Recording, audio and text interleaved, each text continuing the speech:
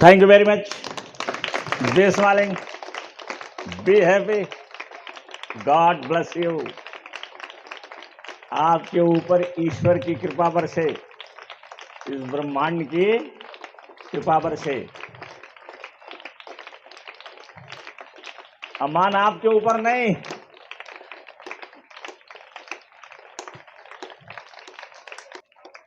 just note down on your diary. Note down, take down on your diary how to become a tough person, a strong-minded person. Strong-minded. एक लड़का high school में पढ़ने जाता है और hostel में उसे रहना पड़ता है। उसके पिताजी ने एक कविता लिखा था और ये कविता मैंने रीडर डाइजेस्ट में पढ़ा था बहुत पहले। तो पूरी कविता तो मुझे नहीं याद है, लेकिन उसका कुछ भाग याद है जो लास्ट में था। दूसरी गाड़ियां आने जाने पर आपका ध्यान भंग नहीं होना चाहिए। और जो लड़के नहीं सुन रहे हैं, मैं देख रहा हूं, हम बोल रहे हैं क्या कि गाड़ियां आती और जाती रहती हैं, लोग आते और जाते रहते हैं। आप उनकी तरफ अपना ध्यान करोगे तो डिस्ट्रैक्ट हो जाओगे और जो हम बोल रहे हैं वो नहीं सुनाई पड़ेगा। अब देखो, स्ट्रांग माइंड बनाने के लिए मैं आपके सामने कुछ उदाहरण दूंगा। आपने गोल्फ प्लेयर, विश्व चैंपियन टाइगर वुड्स के बारे में सुने होंगे। टाइगर वुड्स का खेल आप अपने टीवी पर देख सकते हैं, जब खाली रहिए और जब मन करे तो खोल करके देख लीजिए। वो विश्व चैंपियन है, उसकी बराबरी कोई नहीं करता था। उसके सामने खड़े होने के बाद आधा ताकत उसकी, जो उसके विरोधी थे, उनकी खत्म हो जाती थी। लेकिन उसका पिता गरीब था और किसी तरीके से उसने मैनेज किया और मैनेज करने के बाद मिलिट्री में चला गया और वियतनाम युद्ध में वो वहां था, वियतनाम में था अमेरिका की तरफ से। और वापस जब आया तो मुझे लगता है 40-41 साल की अवस्था में, 42 के आसपास जब रहा होगा वो, तो टाइगर वुड्स पैदा हुआ था। और मैंने आपको बताया था कि 6 महीने का जब टाइगर वुड्स था तो वो कुर्सी पर उसे बांध देता था फीता से, और उसके सामने वो गैराज उसका जहां था, जहां खेलने के लिए जगह थी, उस गैराज में उसका पिता गोल्फ खेलता था। क्या करता था?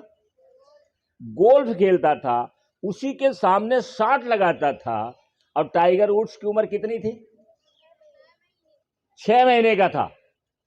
यहां अगर किसी को बांध दीजिए, इस तरह से कर दीजिए, तो मां जो है वो आके झगड़ा कर लेगी कि आप पागल हो गए हैं क्या, बच्चे को बांध दिया आपने। लेकिन 6 महीने के बच्चे को वो कुर्सी पर बांध देता था और बांध करके वहीं रख देता था और उसके सामने गोल्फ खेलता था वो, उसका पिता। और उसने धीरे धीरे, अब ये क्या कह लोगे ये तो नहीं कुछ पता है, क्या हो गया। एक दिन कुर्सी से वो गिर गया और क्लब उठाया, गोल्फ मारने वाली स्टिक को उठाया और उसने गोल्फ वो मार दिया बाल को। और 2 साल की अवस्था में उसका पिता टीवी शो में ले जाकर उसको गोल्फ खिलाया। 2 साल का जब वो था। देखिए, ये पेरेंट्स की तरफ से है, ये माता पिता की तरफ से है। अब चूंकि ये कहोगे कि हमारे यहां, तो हमारे यहां आपको बताते हैं कि आप 1000 साल पीछे चल रहे हैं। जब तक घर घर शिक्षा नहीं पहुंचेगी और अच्छी शिक्षा नहीं पहुंचेगी, तब तक आप परिवर्तन नहीं ला सकते हैं। आप किसी डिग्री कॉलेज में जाकर के, इंटर कॉलेज में जाकर के नकल करके आप डिग्री ले सकते हैं, लेकिन आप परिवर्तन नहीं ला सकते। तो परिवर्तन तो तब आएगा जब आप श्रम से, मेहनत से और आप क्वालिटी का एजुकेशन पढ़ेंगे, और वो हमारे यहाँ अभाव है। हमारे यहाँ लोगों ने ऐसा स्कूल खोल दिया है जहां खेल के लिए कुछ ही नहीं है। अनेक स्कूल को देखो, आसपास देख लो, पता लगा लो, या जो लोग दूसरे जहां से आए हुए हैं वो जानते होंगे कि उनको खेलने के लिए जगह ही नहीं है। अब फिर भी हमारे गार्जियन वहीं ले जाकर एडमिशन कराते हैं। तो क्वालिटी एजुकेशन कहां से आएगी? कहां से आएगी बोलो? जगह है नहीं। एक कमरे में आपको बंद कर दिया जा रहा है और वहां आपको पढ़ाया जा रहा है, पता नहीं क्या पढ़ाया जाता है, आई डोंट नो। किताब पढ़ाई जाती है, किताब हर जगह पढ़ाई जाती है, किताब यहां भी पढ़ाई जाती है। तो आप कैसे कर सकते हो इस काम को? तो गोल्फ को वो 2 साल में उतार दिया और 7 साल में उसको ले जा करके जो गोल्फ का कोर्ट होता है, जहां गोल्फ होता है, वहां ले जा करके उसको उतार दिया और धीरे धीरे धीरे धीरे वो चैंपियन बन गया। कौन? Tiger Woods. केवल पिता का उसमें सहयोग नहीं है, सहयोग उसमें टाइगर वुड्स का भी है कि टाइगर वुड्स को इंटरेस्ट पैदा हो गया। जैसे हम बताते हैं, आप इतने लोग हो, इसमें से कुछ बच्चे ऐसे होंगे जिनको बहुत इंटरेस्ट आता होगा और हर काम में जहां बुलाया जाता वो आगे आ जाते हैं। और कुछ लोग ऐसे हैं कि उनको कहते रहो सुनाई नहीं पड़ता है, करना नहीं चाहते, आगे नहीं निकलते हैं। तो वो लड़के कभी असाधारण नहीं हो सकते हैं, वो सामान्य रहेंगे, एवरेज रहेंगे और 65 साल की अवस्था तक वो ब्रोक रहेंगे, किसी तरीके से मेहनत करके या दूसरे के ऊपर डिपेंड होकर के अपने बच्चों पर डिपेंड हो जाएंगे, लड़कों पर डिपेंड हो जाएंगे कि जब ये पैसा देंगे तब हमारी गाड़ी चलेगी। ऐसे आप रहेंगे 65 साल तक। कल्पना करिए कि जब आप बुढ़ापा आएगी, हमारे उम्र के होंगे, तो आप दूसरे को सहायता देंगे कि आप खुद डिपेंड हो जाओगे दूसरे के ऊपर? अगर आप खुद डिपेंड होना चाहते हैं तो आप मत सीखिए कोई चीज, अपने आप दूसरे पर डिपेंड रहेंगे। जब छोटे हो तो माता पिता पर, बड़े हो जाओगे तो लड़के के ऊपर। लड़का नहीं कमाएगा तो आप कहोगे कि मेरा लड़का नालायक है, सिखाया आपने कुछ नहीं, दिया आपने कुछ नहीं, और बाद में वो लड़के को आप ये कहेंगे कि लड़का मेरा क्या है? नालायक है। आपने सिखाया क्या उसको? आपने दिया क्या उसे? कितना त्याग आपने किया उसको सिखाने के लिए? क्या आप टाइगर वुड्स के पिता की तरह से सिखा रहे हो उसे? बोलो, नहीं ना।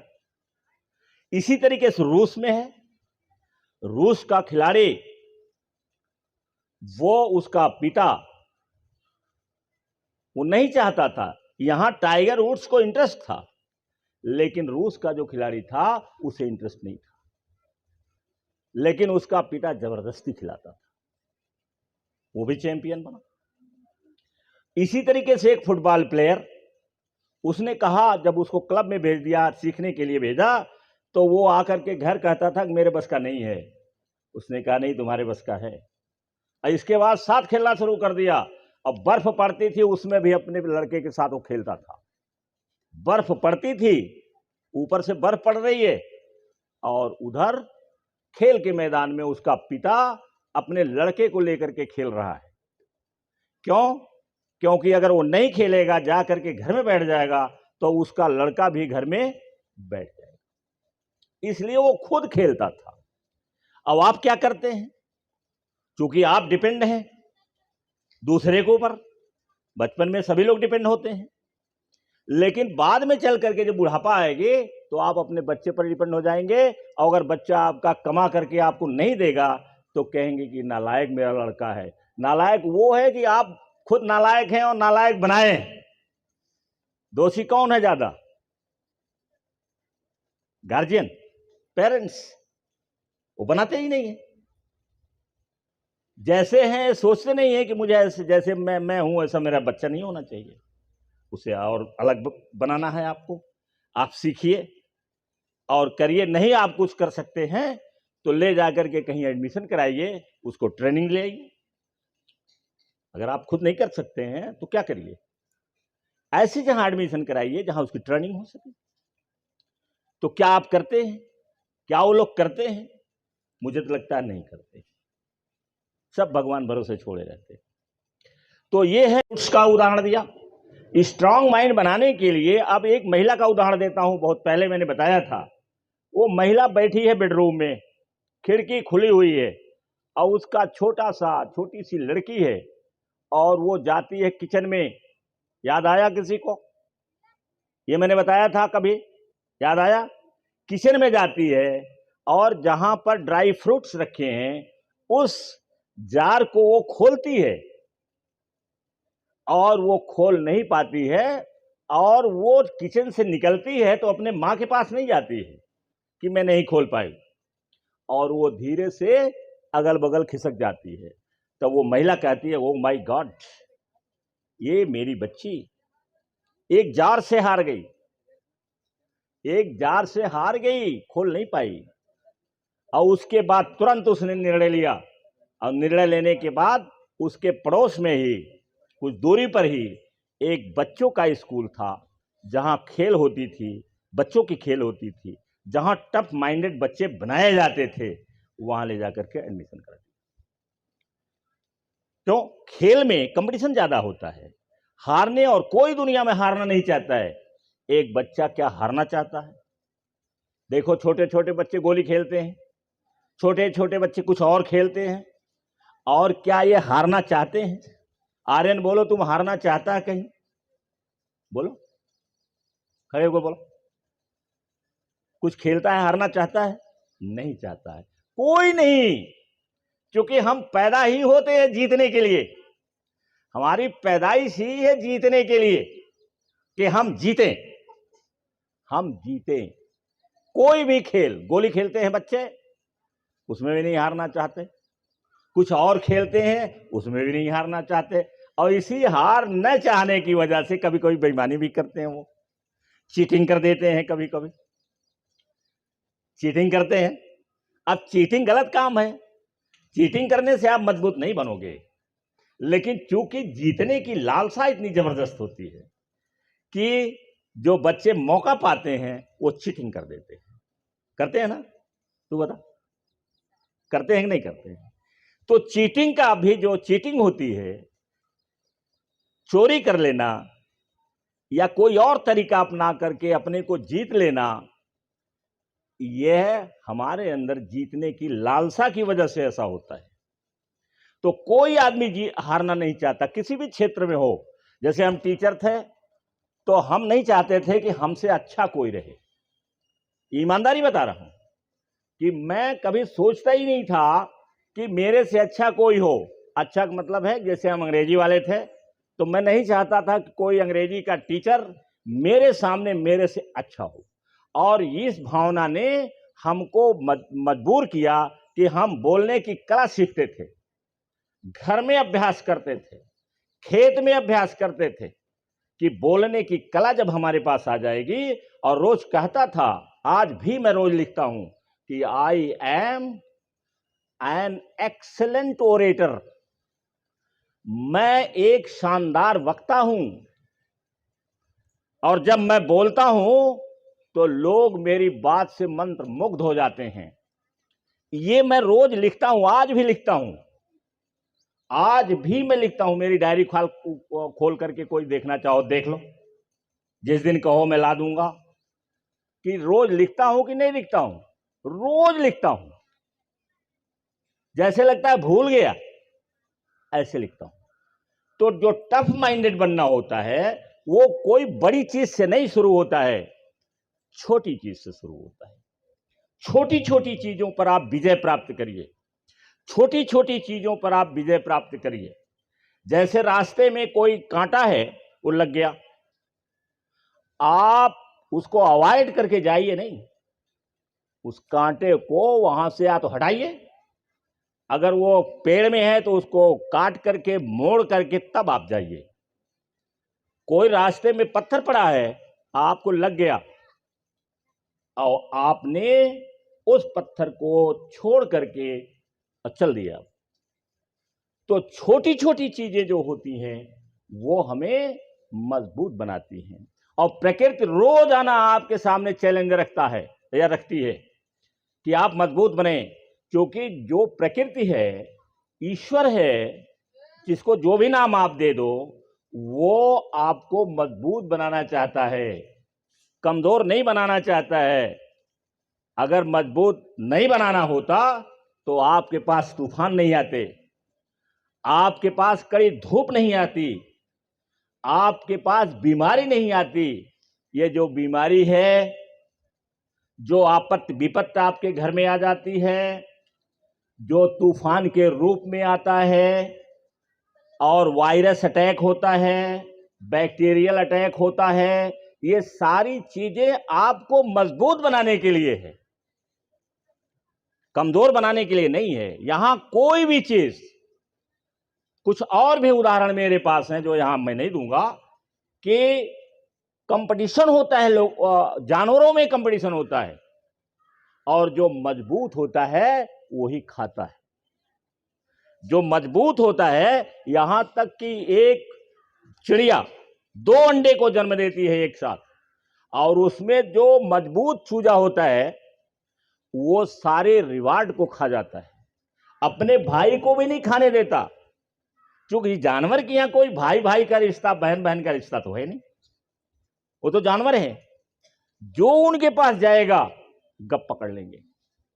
गप राधे श्याम दुबे, राधे श्याम दुबे, हम दोनों आदमी एक जहां एक साथ आ रहे थे, और दोनों आदमी एक दूसरे पर हाथ रखे थे। सोचो क्या था। दोनों आदमी चले, एक जहां गए थे, यहां करमैतेपुर में। जब वहां से चले दोनों आदमी, तो दोनों आदमी एक दूसरे पर हाथ रखे थे, मतलब हम उनके कंधे पर रखे थे और वो मेरे कंधे पर रखे थे, और दोनों आदमी चल रहे हैं। और तब तक वो पेड़ जो देख रहे हो जहां घंटी टंगी है, उस पर एक आम गिर गया। ये मुझे लगता है जून और जुलाई का महीना रहा होगा, या जून एक रहा होगा, क्योंकि छुट्टियां थी। तो एक आम गिरता है, आम गिरता है, राधे श्याम भाई हमारे ऊपर से हाथ झटक देते हैं और दौड़ करके आम को ले लेते हैं। तब मैंने सोचा कि 2 ही आदमी हैं हम लोग, आदमी तो 2 ही हम लोग हैं, लड़के 2 हैं।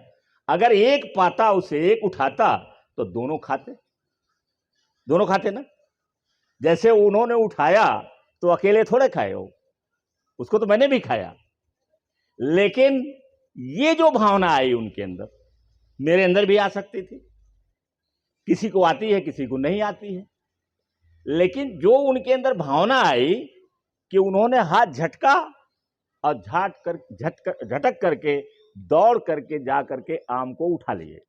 और जब मैं पहुंचा वहां तो उन्होंने कहा देखो आम कितना बढ़िया है। मैंने कहा चलो। तो दोनों आदमी खाए होंगे, मुझे याद नहीं है, लेकिन दोनों आदमी खाए होंगे उसे, अकेले वो नहीं खा सकते।